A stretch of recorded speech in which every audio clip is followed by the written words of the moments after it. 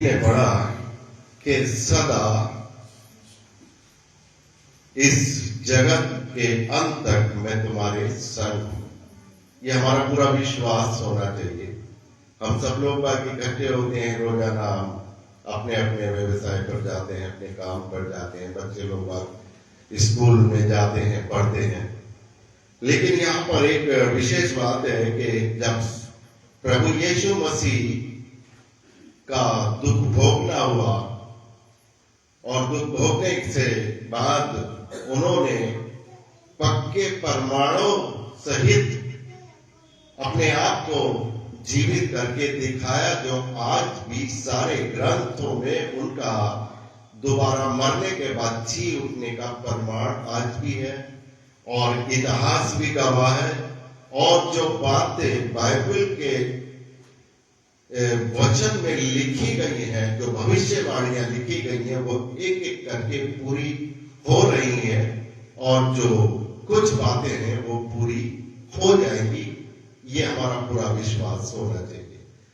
आज जैसा कि हम जानते हैं कि मैंने जैसे बताया कि सारे के सारे प्रमाण, अगर हम प्रेरितों के काम में जाएंगे और वहां पर भी हम देखेंगे कि पहला अध्याय और उसकी 6 आयत मैं आपके सामने पढ़ता हूं और यहां पर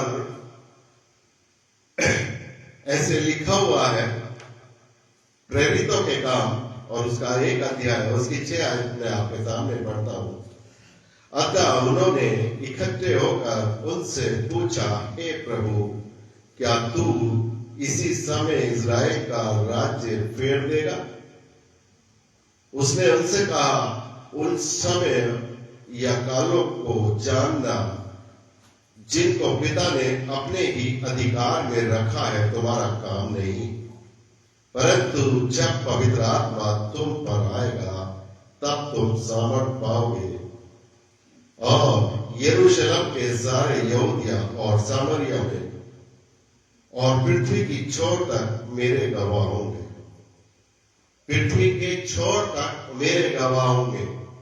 ये भी एक पक्का प्रमाण है।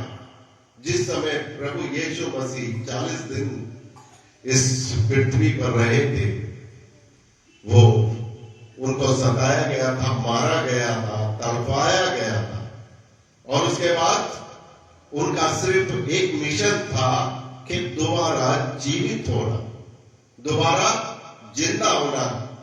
आज तक का रिकॉर्ड है, जो आदमी मर चुका है वो दोबारा कभी जीवित नहीं हुआ। सिर्फ एक ही मनुष्य जीवित हुआ है, जिसको हम प्रभु यीशु मसीह के रूप में जानते हैं।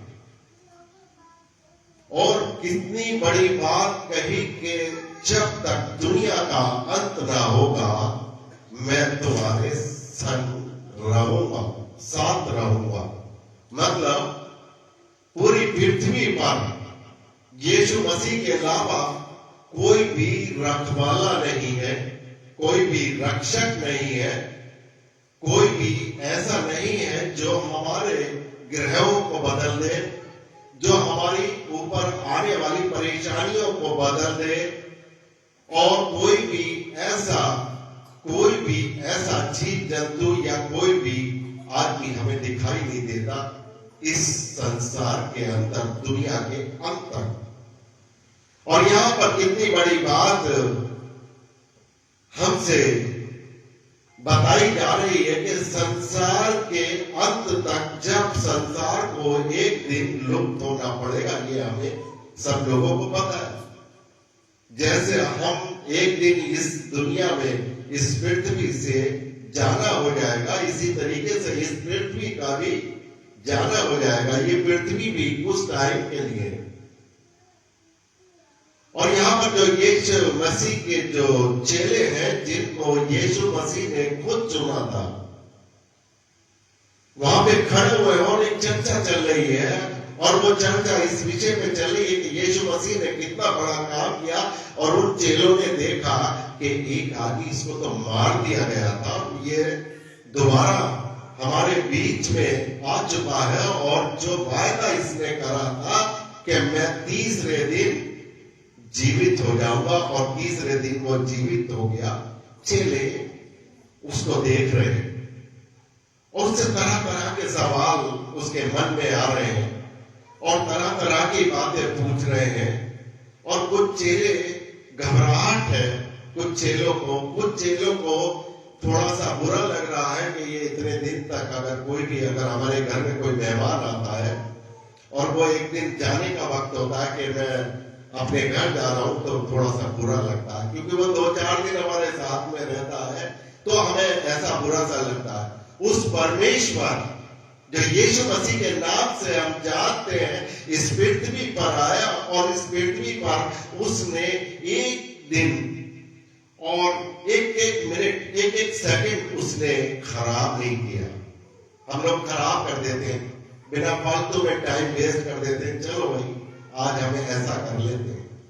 उसने एक सेकंड भी खराब नहीं किया और वो जिस काम के लिए आया था वो काम को पूरा करने के लिए वो जगह जगह जाता रहा, समुद्रों की यात्राएं करता रहा, गलील में गया, मिस्र में गया और इसमें अरब में घूमा, फिलिस्तीन में घूमा, सब जगह इजराइल, ये अरब जो इलाका जो कहलाता, इसमें सब जगह वो यात्राएं करी। उसके पास टाइम नहीं था क्योंकि उसकी जिंदगी 33.5 साल की थी।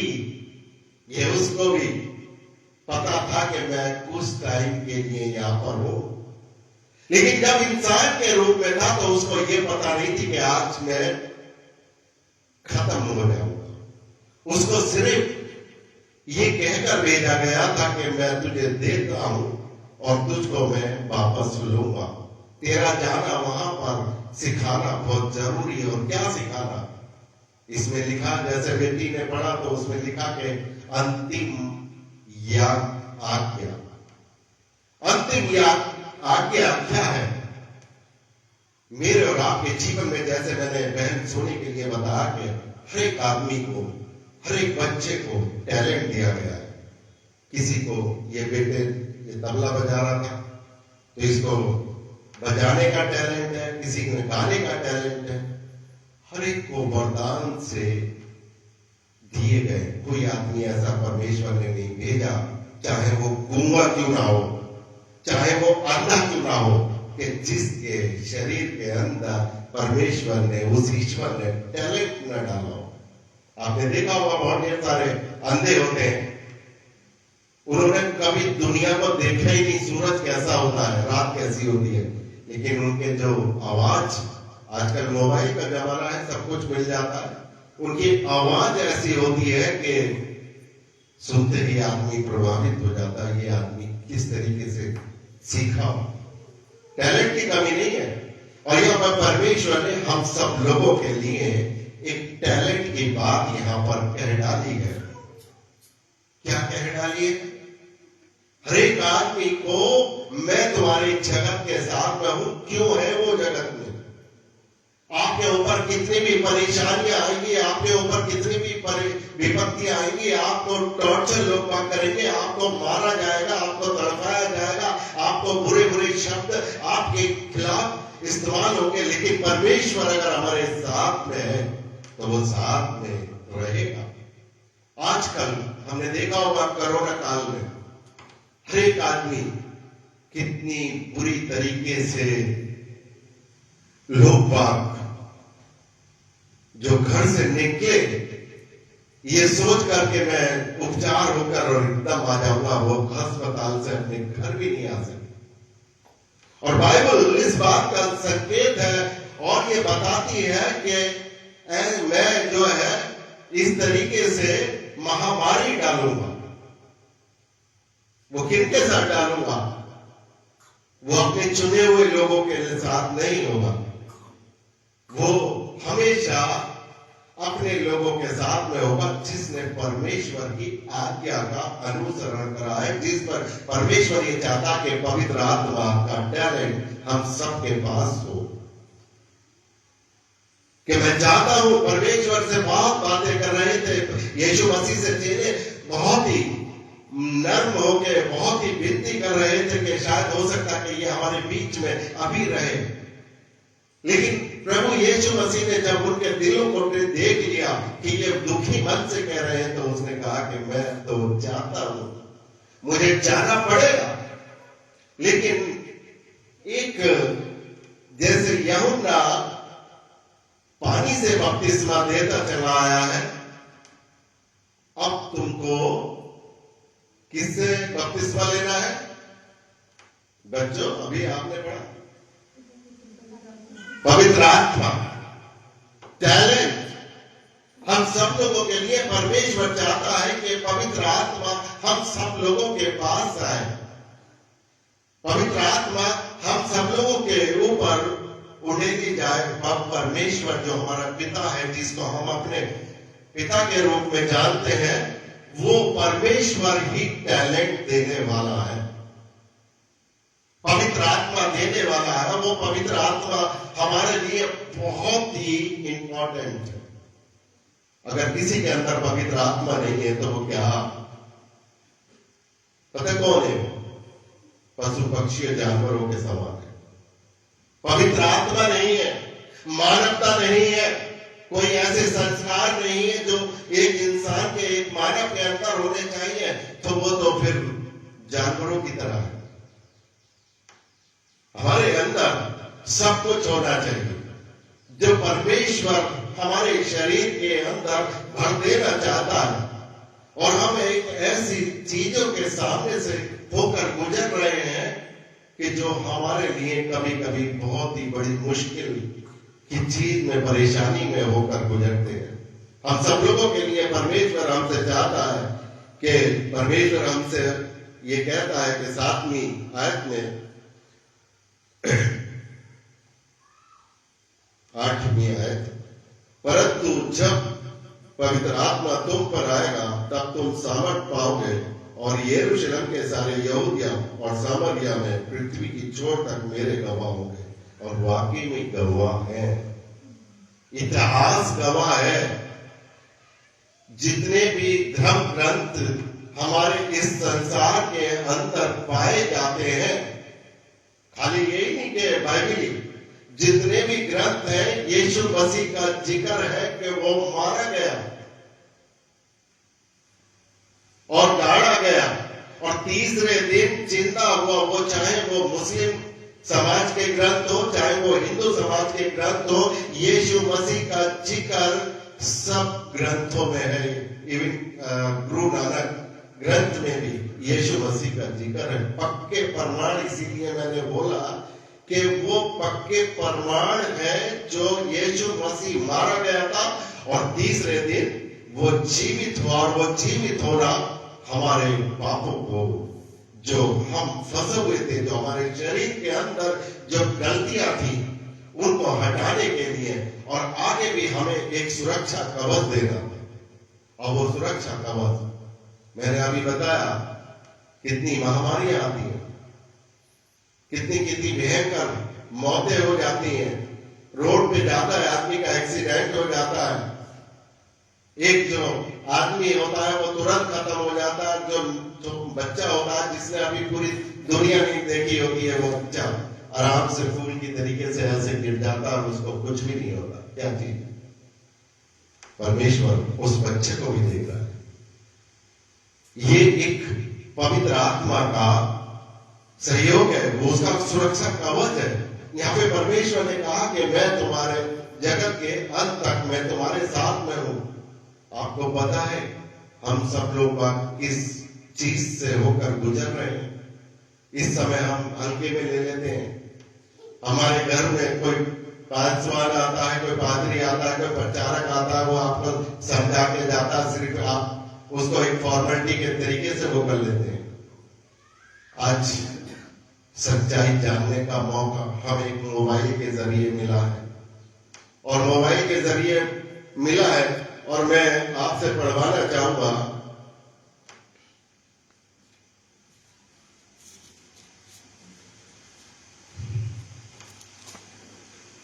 यशायाह की पुस्तक और 27 पद निकाले, और जरा कोई बेटी बहुत तेज आवाज में वो पढ़ेगी 27 पद का पहला।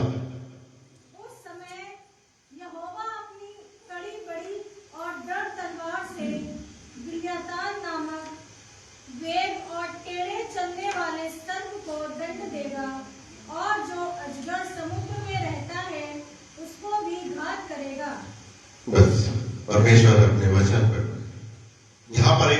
गुलाबैन ने वचन से, बाइबल से लिबियातान मार्क कर ले। कोई बच्चा बता सकता है लिबियातान किसका नाम?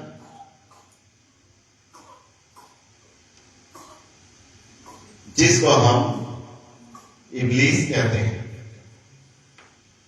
और ये ऐसी चीज है कि जब परमेश्वर ने बागे अदन से, उस वाटिका से फेंका था, तो वो नीचे जमीन पर नहीं, ये समुद्र के अंदर भी ये जमीन ही है। जमीन कितनी है हमारी?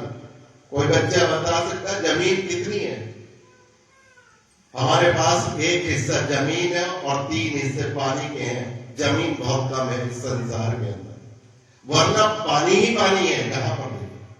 और ये लेवियातान जो है, अगर आप इसको गूगल पर आजकल वो मेरे से ले लेंगे, अगर किसी को ना हो, गूगल अर्थ पर निकालेंगे, लिबियातान का नाम वहां पर लिखा हुआ है और गूगल पर सर्च करेंगे, ये वो अजगर है जो प्रकाशित वाक्य में भी जिसका जिक्र आता है कि वो अजगर, और अजगर की शक्ल उसकी बनी हुई है, और वो मिस्र जो मैक्सिको के समुद्र में आज दिखा है इन दिनों में।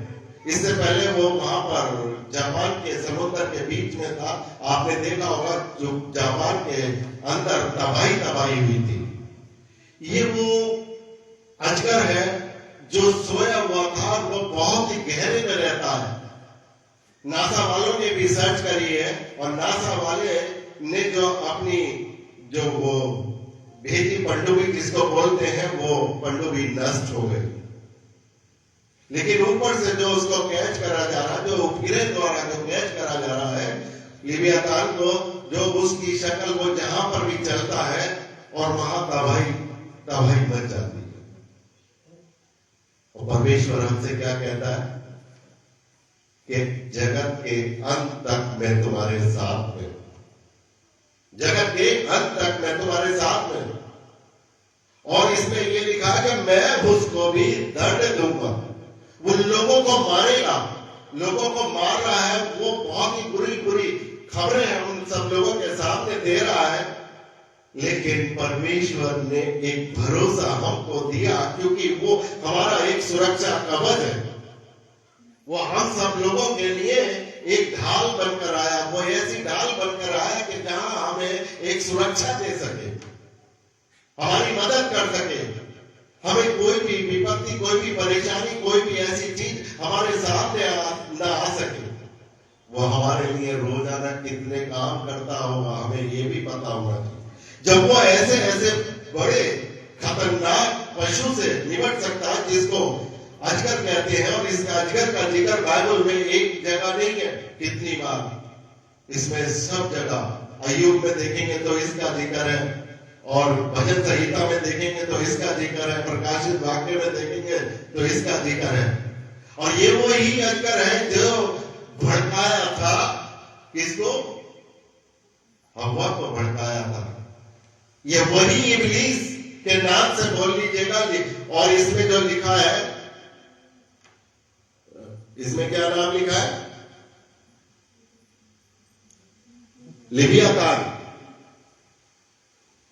उसके नाम जो है लिबियातान लिखा, जो गूगल पे आ रहा है लिबियातान के नाम से आ रहा है, और जो बाइबल में भी लिबियातान का जिक्र है, उसी को हम अगर हम देखते हैं तो इब्लीस भी कह देते हैं, लूसीफर भी इसी नाम से जाना जाता। तो मतलब ये वही है जो हव्वा को भड़काया था कि तू पाप कर ले, और उसने पाप कर डाला। और उसके लिए क्या हुक्म दिया था? परमेश्वर ने एक आज्ञा दी थी कि तेरे फने को इंसान और तेरे बीच के बीच में मैं बैर उत्पन्न करूंगा, और इसलिए वो तेरे फने को कुचलेगा, तू उसकी एड़ी को डसेगा। इस चीज का डसना और इस तरीके से सुरक्षा देगा, उसी समय उस परमेश्वर ने हमारे लिए एक सुरक्षा कवच दिया था, जो आज तक भी हम लोग बात नहीं पहचान पाए। हम इधर से सुनते हैं, उधर को हो जाते हैं, ईस्टर बना लिया, बड़ा दिन बना लिया, और अपने आपने गुड फ्राइडे मना लिया, बस हो गई छुट्टी, इतवार को आए या ना आए। लेकिन अपने अंदर जो शरीर के अंदर एक जो टैलेंट देना चाहता है परमेश्वर, वो सुरक्षा कवच मुझे रात को देना चाहता है, क्या प्राप्त करी? नहीं। क्यों नहीं? इसीलिए हम देखते हैं हमारे परिवारों में बहुत ढेर सारी परेशानियां आ जाती हैं, हमारे शरीर के अंदर बहुत ढेर सारी बीमारियां आ जाती हैं। हम देखते हैं कि जगह जगह जाने से बदनामी होती है। क्यों? क्योंकि परमेश्वर का साथ हमसे छूटा हुआ, परमेश्वर हमारे संग नहीं है। जब परमेश्वर संग नहीं है तो ऐसे ऐसे जहरीले सांप जो इसके चेले हैं वो हमको पकड़ भी लेंगे। हम सब लोगों के लिए क्या होगा? बहुत ही परेशानी पड़ जाएगी। इसलिए हमें अपने परमेश्वर के वचन में मनन करना चाहिए, उस परमेश्वर की आज्ञाओं को मानना चाहिए जो परमेश्वर मुझसे और आपसे चाहता है। और वो यही चाहता है कि जाओ और ये लोगों को आज्ञा दो, और जब तुम्हारे ऊपर पवित्र आत्मा आएगा तो उनको ये सिखाओ कि तुम पवित्र आत्मा के चलते चले में चलो। वो बपतिस्मे की बात यहाँ पर हो रही है, कोई संस्कार की बात नहीं हो रही। कोई ये नहीं कहा जा रहा कि तुम ईसाई बन जाओ, ये कहा जा रहा है कि तुम जैसा मैं लोगों के साथ मदद करता चला आया हूं, लोगों के साथ मैंने 33.5 साल काटे हैं और मैंने एक भी टाइम, एक भी दिन अपना व्यर्थ नहीं करा, वैसे तुम भी वो टैलेंट, वो वरदान तुम्हारे अंदर आना चाहिए। उस बपतिस्मे की बात हो रही। बहुत से लोग इस पे उंगली उठा जाते हैं कि साहब वो बपतिस्मा क्या चीज होती है? बपतिस्मे की बात, ये बपतिस्मा है, ये बैप्टाइज है। ये परमेश्वर ने कहा कि जैसा मैं हूं मेरे स्वरूप बन जाओ। मैंने बनाया था, मैंने अपने हाथों से बनाया था। हमारे परमेश्वर ने हमारी जो रचना की है वो अपने स्वरूप करी है, बना तो दी स्वरूप, लेकिन हमारे जो काम रहे वो काम ऐसे नहीं रहे उसके काम के। उसने संसार में आने के बाद उसे 33.5 साल यहाँ पर इस पृथ्वी पर रहकर ये दिखा कि अपने कामों को बदलो। शक्ल तो बना दी, परमेश्वर ने अपने स्वरूप हमें बनाया, हमारी रचना करी, नाक भी दिए, कान भी दिया, आंखें दिए अच्छा देखने के लिए, कान दिए अच्छा सुनने के लिए, मुंह दिया अच्छा बोलने के लिए, बुरा बोलने के लिए नहीं दिया। लेकिन उसके गलत गलत ढंग से वो शरीर इस्तेमाल होने लगे। उसने पृथ्वी पर आकर अपने आप को दिखाया और वो कैरेक्टर दिखाकर वो हमको गया कि जैसा हमारा स्वभाव होना चाहिए, जिस तरीके से हमें अपनी जिंदगी को गुजारना चाहिए, वो जिंदगी हमारे लिए एक नमूना बनकर रहता है। जैसा हमारे परमेश्वर यीशु मसीह के नाम से जी देते हैं। और यहाँ पर दिखाया कि हर एक शब्द, हर एक भविष्यवाणी जो इसमें बाइबल में लिखी गई एक एक करके पूरी होती जा रही है।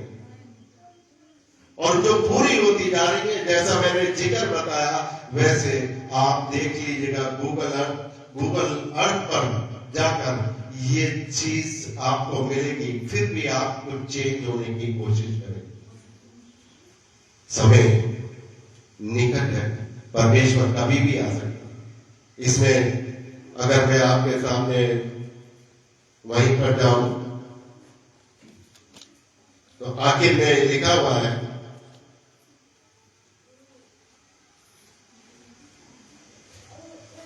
उसने दुख उठाने के बाद बहुत से पक्के प्रमाणों से अपने आप को उन्हें दिखाई देता रहा और परमेश्वर की राज्य की बातें करता रहा और उनसे मिलकर उन्हें आज्ञा दी, यरूशलेम को न छोड़ो परंतु पिता की उस प्रतिज्ञा को पूरे होने की बात जोते रहो जिसकी चर्चा मुझसे तुम सुन चुके हो। क्योंकि यूहन्ना ने तो पानी का बपतिस्मा दिया था, परंतु थोड़े दिनों के बाद पवित्र आत्मा बपतिस्मा पाओगे। ये वो बपतिस्मा है। मुझे और आपको चेंज होना। अगर चेंजिंग हमारे व्यवहार में नहीं आती, हमारे शरीर में नहीं आती है, तो मुझे और आपको यहाँ बैठने का, इस सत्संग में आने का कोई मतलब नहीं बन जाता। हम लोगों के अंदर चलना फिरना, हमारा खाना, हमारा लोगों से मिलना, हमारे लोगों के साथ साथ व्यवहार हो रहा है, उसमें चेंजिंग की बात ये हमारे अंदर एक बपतिस्मे की बात करता है। लोगों से हमें कहना पड़े कि हम मसीह हैं, लोग खुद समझे और परमेश्वर को इस रूप में मानना चाहिए कि वो आज भी जीवित है हमारे पास। वो आज भी जिंदा, जिस परमेश्वर की हम बातें हर संडे को आके यहाँ पे करते हैं, वो आज भी जिंदा है और वो अनंत काल का परमेश्वर है। वो शुरू में भी था, वो आखिर में भी है और वो अब भी है। वो हमेशा हमारे संग में उस परमेश्वर की हम बात करते हैं। आज का विषय मुझे और आपको चेंज होना पड़ेगा, अपने आप को बदलाव लाना पड़ेगा। हमारे नमूना हमारा ऐसा होना चाहिए जैसा यीशु मसीह ने 33.5 साल में इस जगत में रह के अपने आप को दिखाया, हलीम करके दिखाया, नर्म बन के बताया। उनको लोग बुरा बुरा कह रहे थे, लेकिन फिर भी वो अपने पिता से प्रार्थना कर रहा था कि हे पिता, इनको माफ कर, क्योंकि ये जानते ही नहीं कि क्या कहते। हम सब लोगों के ये नहीं है कि कोई एक गाल में थप्पड़ मार दे तो दूसरा भी उसके पास फेंक दो। नहीं, हमें नफरत का जो चीज है वो प्यार में तब्दील करनी है, अपने आप को चेंज करना है, तभी परमेश्वर हमारे साथ में है अंत तक। और परमेश्वर जब हमारे साथ में है तो हम सबसे बड़े धनवान हैं। हमारे पास वो धन होगा, वो ताकत होगी, हम सबसे बड़े इस संसार के अंदर सबसे बड़े शक्तिशाली होंगे। आपने देखा होगा पूरे विश्व के अंदर ईसाइयत क्यों जाता है, मसीहत क्यों जाते हैं, लोग उस पर लाछन लगाते रहते हैं कि प्रचार करते हैं, लेकिन आज तक भी कोई एक बात ये विषय में नहीं कर पाया कि ये चीज इसलिए हो पाई। यीशु मसीह को हाँ, जहां पर भी लोग बागों का सताव होता है, ये 12 शिष्य थे, 12 शिष्यों को मारा गया बहुत बुरी तरीके से, परमेश्वर को भी मारा गया। यहाँ के लोगों ने करा और वो चेंजिंग आई कि उससे ज्यादा, जैसे कोई खेत किसान होता है, वो अपने खेत में अपने बीज को डालता है, बीज को मिट्टी में दफन कर देता है, फिर उसके बाद वो बहुत ढेर सारा फल आना चालू हो जाता है। इसी तरीके से इस दुनिया में मसीह लोगों के साथ में हो रहा है। जितना विरोध हो रहा है उतना ताकत बढ़ रही है, उतने लोग मसीह को पहचानने की कोशिश कर रहे हैं। शैतान अपना काम कर रहा है कि शैतान उस चीज को दबाने की कोशिश कर रहा है, लेकिन जब लोग देखते हैं कि ये चीज क्या हो रही है, लोगों को इन पे धर्म परिवर्तन का क्यों मुकदमा लगाया जा रहा है, धर्म परिवर्तन की बात तो हो रही है, लोग उसकी जड़ को उठा के देख लेते हैं। और जहां जड़ को उठा के कोई भी देख लेता है, बाइबल को जानने की कोशिश करता है, तो वो स्वयं अपने आप चेंज हो जाता है। जब तक पौलुस विरोधी रहा था, मसीह को मारता था, तोड़ता था, उनको साथ बहुत बुरा व्यवहार करता था। और जब लोगों ने देख लिया कि ये, जब परमेश्वर ने देखा कि ये लोगों को सताता है, तो परमेश्वर ने उससे खुद ही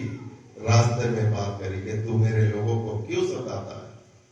इसी प्रकार मुझे और आपको परमेश्वर रोजाना कुछ ना कुछ आदेश देता है, प्यार के साथ बुलाता, जैसे एक पिता अपने बेटे के साथ बताता, उसको कुछ कहना चाहता, कहता है उससे कि तू ये ऐसा कर ले।